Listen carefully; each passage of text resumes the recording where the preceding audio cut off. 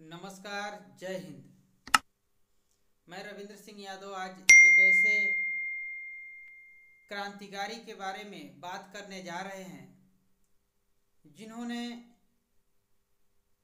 देश की आज़ादी में अपनी महत्वपूर्ण भूमिका दे करके अमर हो गए। उनका नाम जब भी लिया जाता है बड़े ही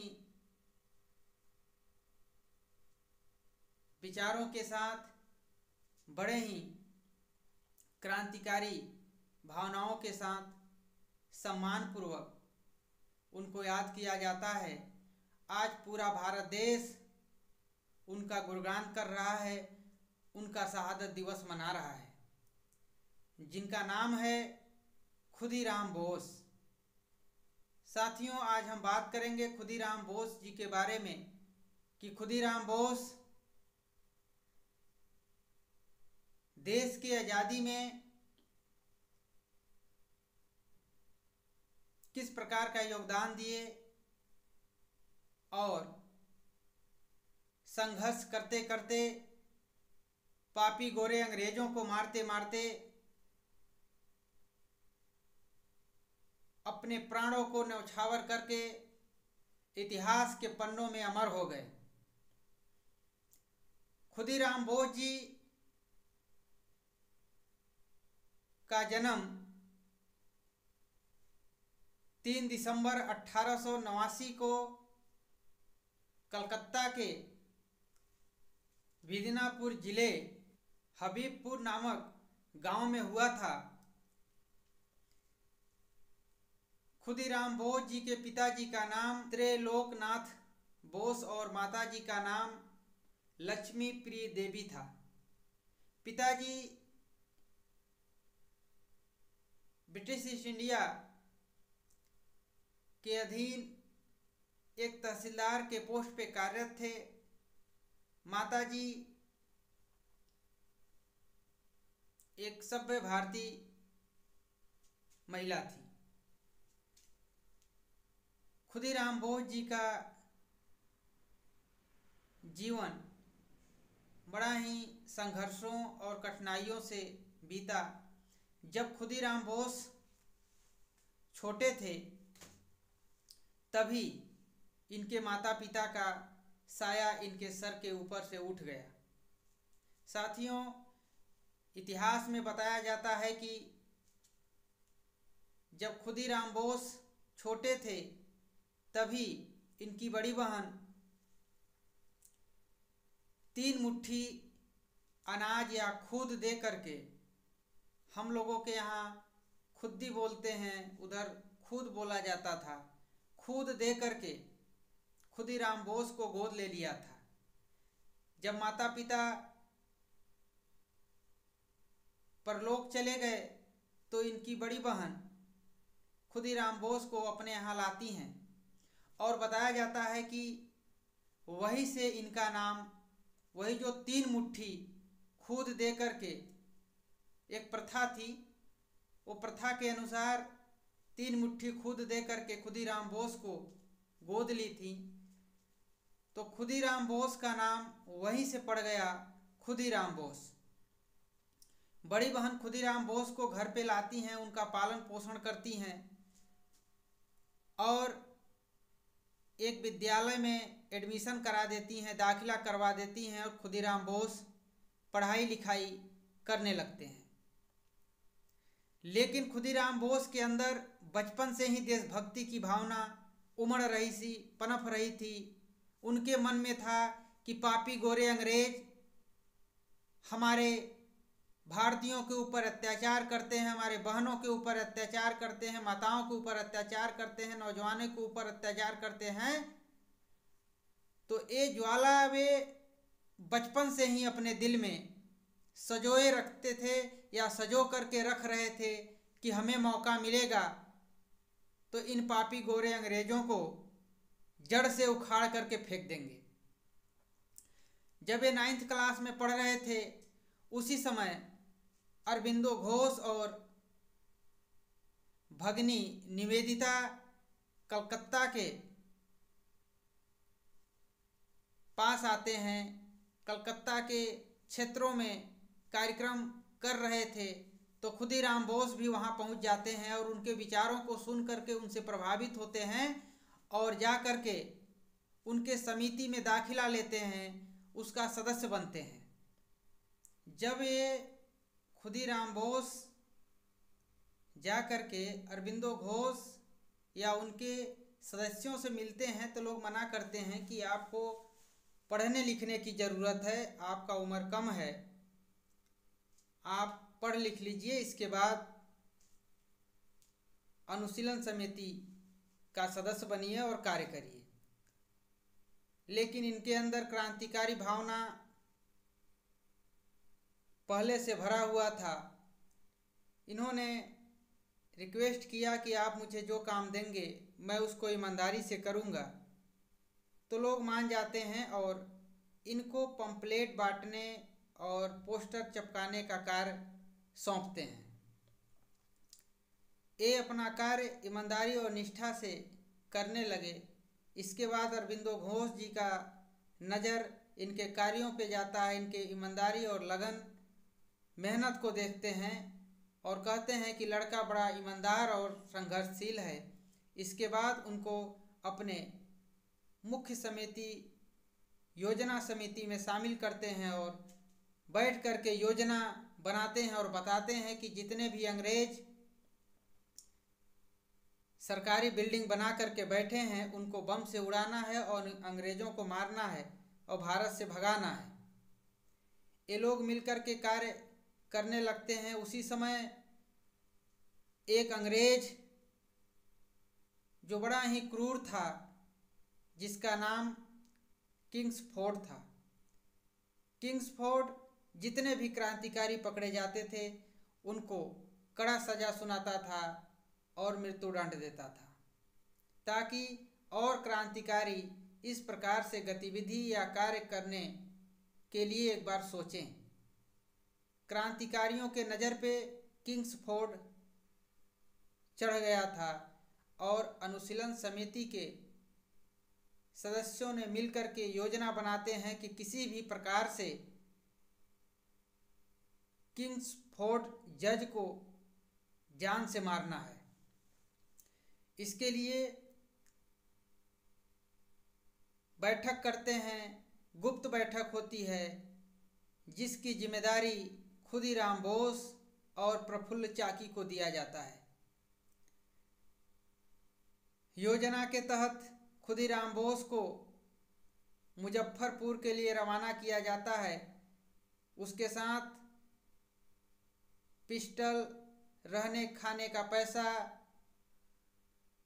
जाने का मैप, कौन ट्रेन कहाँ मिलेगी, कब आएगी, कहाँ रुकेगी, ये पूरा बकायदा करके उनको भेजा जाता है।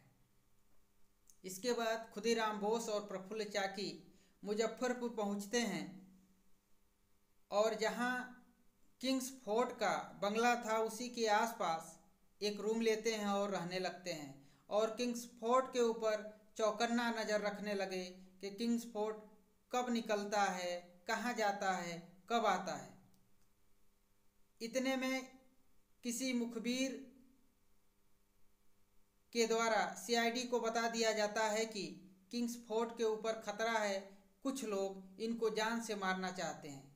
सीआईडी अलर्ट हो जाती है और किंग्सफोर्ड के दरवाजे के पास 4 सिक्योरिटी या पहरेदार बैठा देती है। इसके बाद ये लोग देख करके शांत हो जाते हैं। धीरे धीरे समय बीतता गया। इतिहास में बताया गया है कि 3 हफ्ते यानी 21 दिन ये लोग कोई गतिविधि नहीं किए। इसके बाद सीआईडी या और लोगों को यह लगता है कि यह जो न्यूज़ था ये गलत न्यूज़ थी, भ्रामक न्यूज़ थी, ऐसा कुछ भी नहीं है और सिक्योरिटी वहाँ से हटा दिया जाता है। इसके बाद ये लोग अपने टारगेट के लिए आगे बढ़ते हैं और बैग में एक बार बम लेकर के निकलते हैं और उसी के आसपास एक पार्क के आसपास 2-3 दिन से चक्कर लगा रहे थे, नज़र रख रहे थे, घूम रहे थे। तभी एक पुलिस वाले की नज़र जाती है और इनके तरफ बढ़ता है, लेकिन ये लोग बड़े ही चालाकी से वहाँ से भाग निकलते हैं, क्योंकि यदि पकड़े जाते तो उनको कड़ी सज़ा दी जाती, क्योंकि उनके बैग में बम रखा हुआ था। इसके बाद दूसरे दिन टारगेट बनाते हैं, देखते हैं किंग्सफोर्ड निकलता है और अपने बग्गी से रवाना होता है। ये लोग पीछा करते हैं, उसके साथ 2 बग्गियाँ थी। वो क्लब में गया और ये लोग क्लब के आसपास दूर किसी झाड़ी में छिप करके देखने लगे कि जैसे ही निकलेगा किंग्सफोर्ड और इसके बग्गी के ऊपर हम लोग बम का धमाका करेंगे।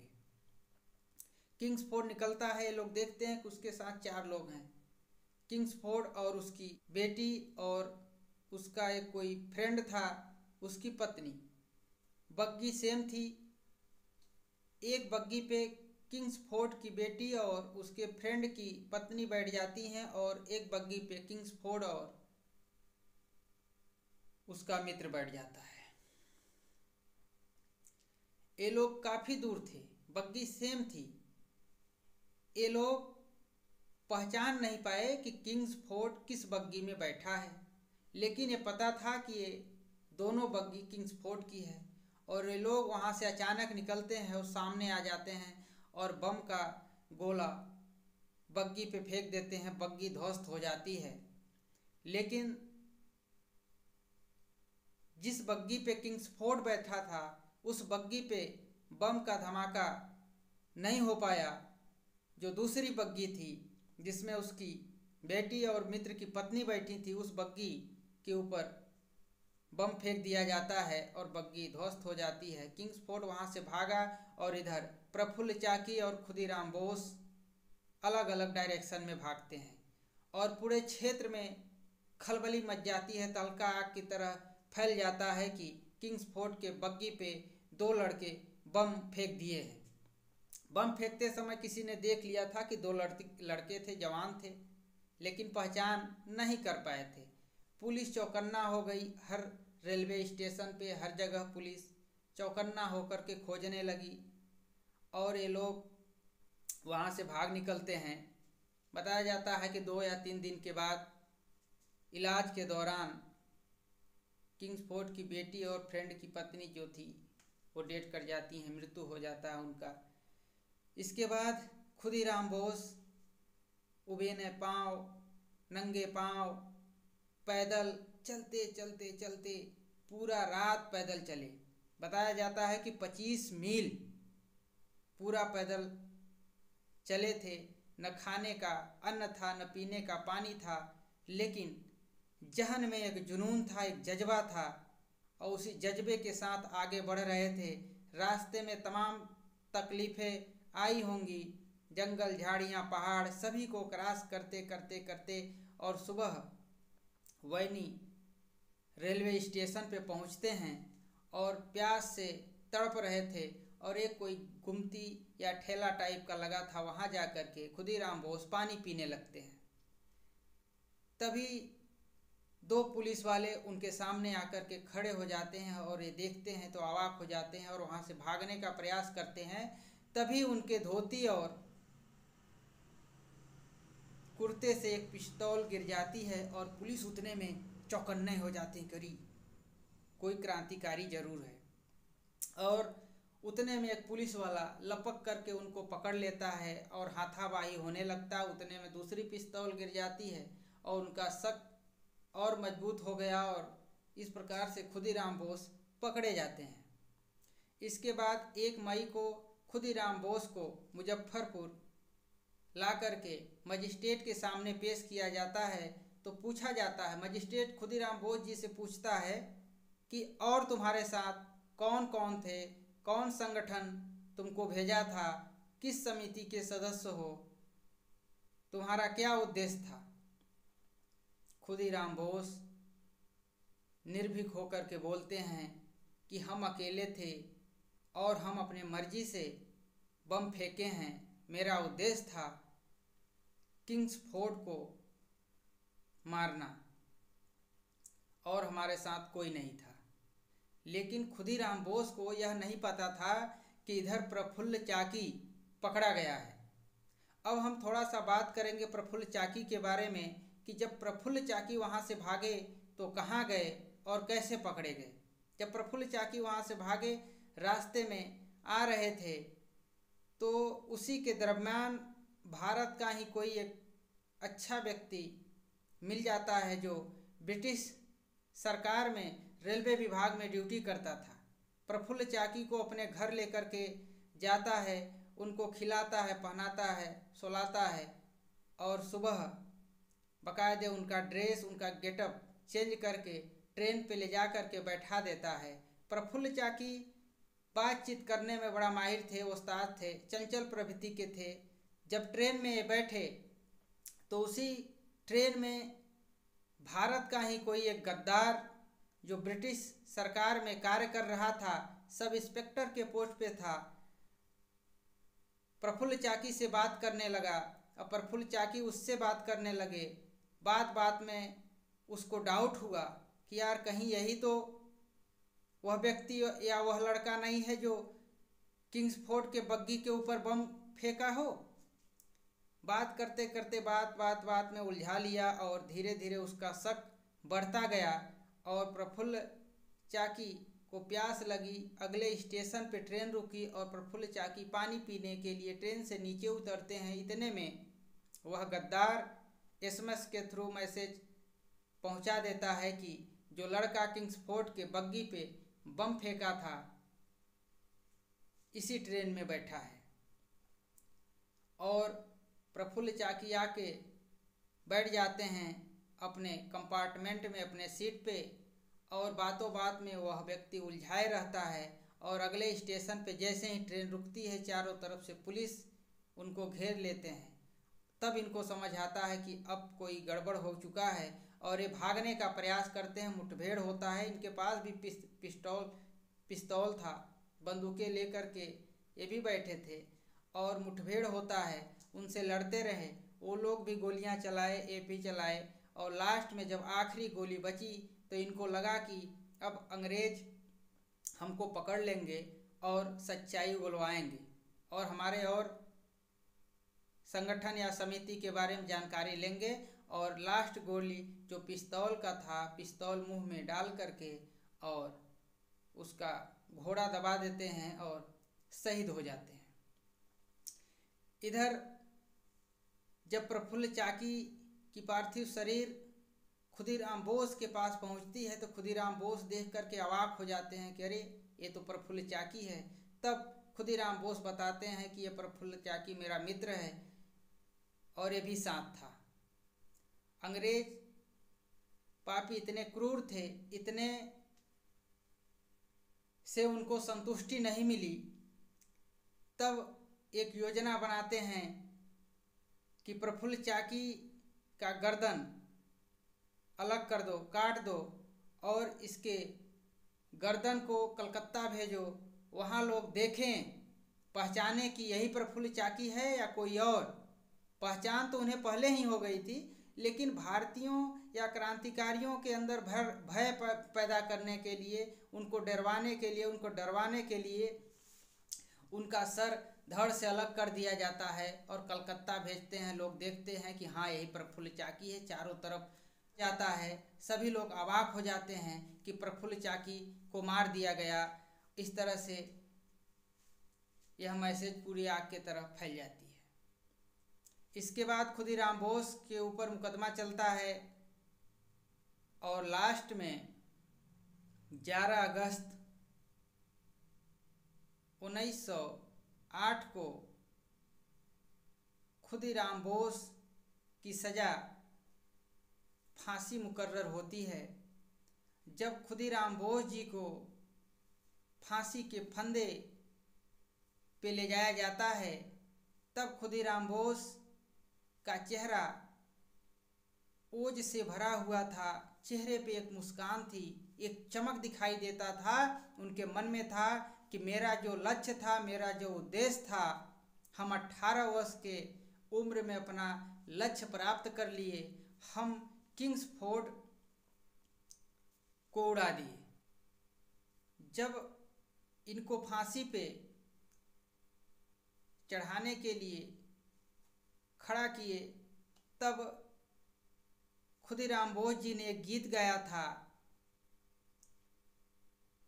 कि हंसी हंसी चढ़बो फांसी, देखबे भारतवासी, एक बार विदा दे दे माँ धूरे आसी। साथियों, जब इनके पार्थिव शरीर को निकाला जाता है, क्योंकि इनकी फांसी मुकर्रर 6 बजे हुई थी और लोग वहाँ 5 बजे इकट्ठा हो गए थे, पूरा हुजूम उमड़ गया था, पूरे भारतवासी पहुँच गए थे, चारों तरफ भीड़ ही भीड़ इकट्ठा हो गई थी। बताया जाता है कि वहाँ पैर रखने का भी जगह नहीं था। जब उनके पार्थिव शरीर को बाहर निकाला जाता है तो अंग्रेज़ों के पुलिस के द्वारा भीड़ को हटाया जाता है, क्योंकि चलने तक का रास्ता नहीं था, इतना भीड़ इकट्ठा हो गई थी। और जितने भारतवासी वहाँ पहुँचे थे, सभी के हाथ में फूल और माला था और खुदीराम बोस अमर रहे नारे के साथ फूल का बौछार कराते हैं, पुष्प वर्षा होती है और उनके पार्थिव शरीर पुष्प से ढक जाती है पूरा। और बाकायदे भारतीय संस्कृति के अनुसार उनका अंतिम दाह और संस्कार किया जाता है। तो हमारे क्रांतिकारी ऐसे थे जो अपने प्राणों की आहुति दे करके देश को आज़ाद कराए। बताया जाता है कि जो उन्हीं के नाम पे एक धोती भी चली, जो बुनकर धोती बीनते थे, और जो धोती बनती थी उस धोती के नीचे खुदीराम बोस लिख करके छापते थे, और वह धोती आज भी प्रसिद्ध है खुदीराम बोस धोती के नाम से। और जिस स्टेशन पे ये पकड़े गए थे, मुजफ्फरपुर के वैनी स्टेशन पे, वहाँ का जो स्टेशन का नाम है खुदीराम बोस स्टेशन कर दिया गया है। तो इस प्रकार से उनके जन्म दिवस और उनके शहादत दिवस को हम लोग या पूरे भारत देश में खुदीराम बोस को मना करके, याद करके उनको याद किया जाता है। उनके योगदान या उनके क्रांति भावनाओं को लोगों तक फैलाने का काम किया जाता है। खुदीराम बोस आज हमारे बीच नहीं है, लेकिन उनका विचार हमेशा जिंदा रहेगा और उनका विचार यह जब तक भारत देश रहेगा तब तक गुणगान गाते रहेंगे हम जैसे नौजवान। देश आज़ाद करा करके हमारे क्रांतिकारी यहाँ से चले गए, लेकिन देश आज़ाद असल मायने में तब होगा जब आप उनके विचारधाराओं पे काम करेंगे। उनका विचारधारा था कि देश खुशहाल हो, देश में भ्रष्टाचार न हो, देश में निःशुल्क शिक्षा हो, देश में निःशुल्क हॉस्पिटल हो, इलाज हो और सभी भारतवासी आगे बढ़ें, उनका शोषण न हो, पैसे की भंडारण न हो, मुखबिरी न हो, भ्रष्टाचार न हो। लेकिन आज की भी स्थिति उसी प्रकार से बरकरार है। हमें देश हित में ईमानदारी और निष्ठा से काम करने की ज़रूरत है, तब जाकर के असल मायने में सच्ची श्रद्धांजलि क्रांतिकारियों को होगी। तो यही रहा आज उनके बारे में। आज उनका जन्म दिवस या शहादत दिवस कह सकते हैं। तो हम उनके योगदान को, उनके कार्य को बता करके आपके समक्ष वीडियो के माध्यम से पेश कर रहे हैं। यदि अच्छा लगे तो शेयर करिएगा और लोगों तक पहुंचाइएगा। मैं पुनः खुदीराम बोस जी को कोटि कोटि नमन करता हूं और प्रणाम करता हूं। जय हिंद, जय भारत, नमो बुद्धाय।